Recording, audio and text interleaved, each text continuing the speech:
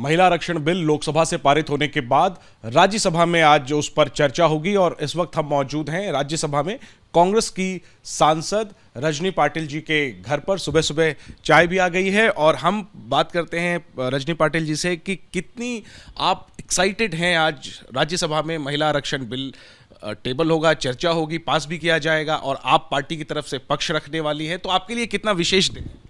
मेरे लिए ये बहुत ही विशेष और मैं कृतज्ञ हूँ मेरी पार्टी की, क्योंकि उन्होंने मुझे आज मौका दिया है बोलने के लिए। लेकिन सबसे बड़ी बात मैं इसलिए कृतज्ञ हूँ कि जिस बिल की हम बात कर रहे हैं उस बिल के तहत मैं पहली बार राजनीति में आई थी। 1993 में जब ये लागू हो गया था तो I was the first person to get elected in Zila परिषद।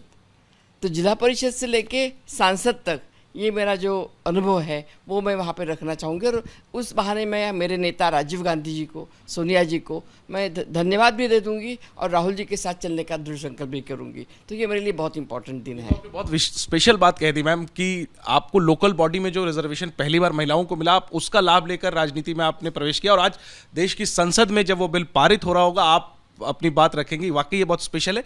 ये जो बिल है अब कानून की शक्ल लेना तय है, इसकी अहमियत आप क्या देखती हैं? और एक जो आरोप लगाया जा रहा है आपकी पार्टी की तरफ से भी, विपक्ष की तरफ से, कि ये तो कब लागू होगा कुछ पता ही नहीं है, इसका भविष्य आप क्या देखें? जी, ये उन्होंने ऐसा चेक दिया है कि वो चेक कब भरना है उसकी तारीख नहीं है, ऐसे मुझे लगता है। दूसरी बात यह है कि अगर आपको करना था तो आप 2014 में चुन के आए थे, 2015 में सोनिया जी ने लेटर लिखा था, 2016 में लिखा था, 2018 में राहुल जी ने लेटर लिखा था।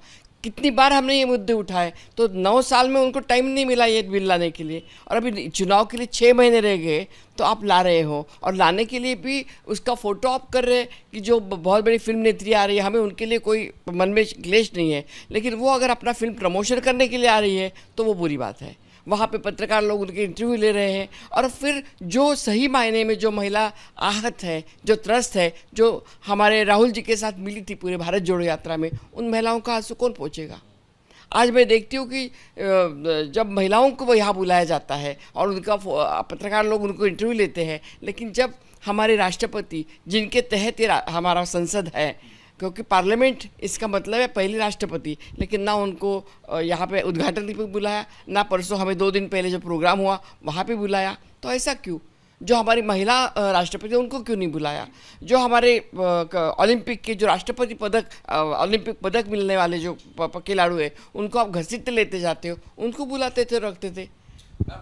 बिल पर वापस आते हैं। महिला आरक्षण बिल जिस तरह से सरकार लेके आई है, वाहवाही तो हो रही है, कहीं ना कहीं आप मानेंगे। आपको लगता है कि इसका चुनावी लाभ बीजेपी को मिलेगा और अगर ऐसा हो तो आप लोगों की रणनीति क्या है? उनका लाभ नहीं, उनका नुकसान होने वाला है।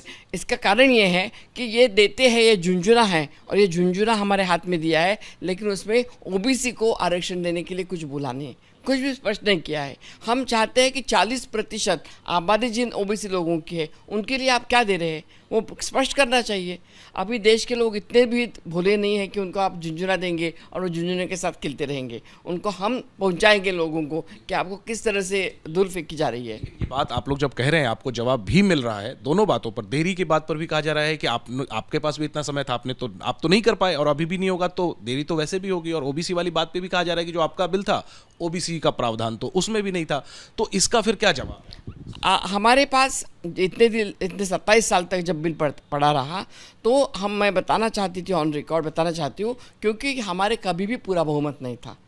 हमारी नेता हमेशा चाहती थी कि महिला आरक्षण बिल जो आधा रह गया है वो पूरा हो जाए और हम बार बार इसके बारे में बोलते थे, लेकिन कभी भी इसका ये नहीं हुआ, क्योंकि बाकी के लोगों ने भी हमें साथ नहीं दिया।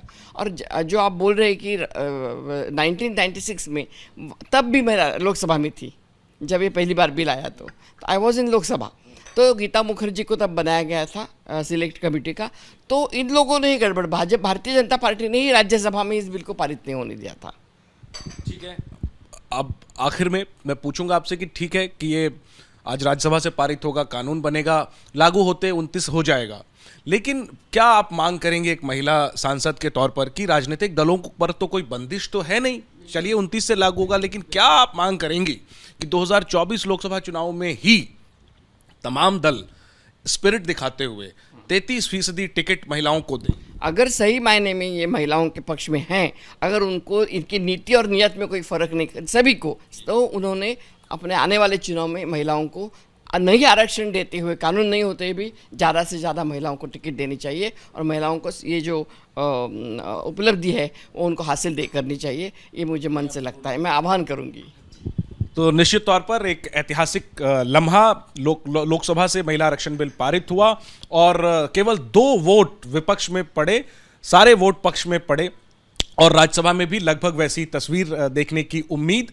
लेकिन उससे भी बड़ी बात यह कि कानून जब इम्प्लीमेंट होगा, जब ये लागू होगा तब होगा, लेकिन क्या राजनीतिक दल आने वाले चुनाव में जो टिकट बांटते हैं उसमें महिलाओं की भागीदारी बढ़ाएंगे, इस पर सबकी नजरें होंगी।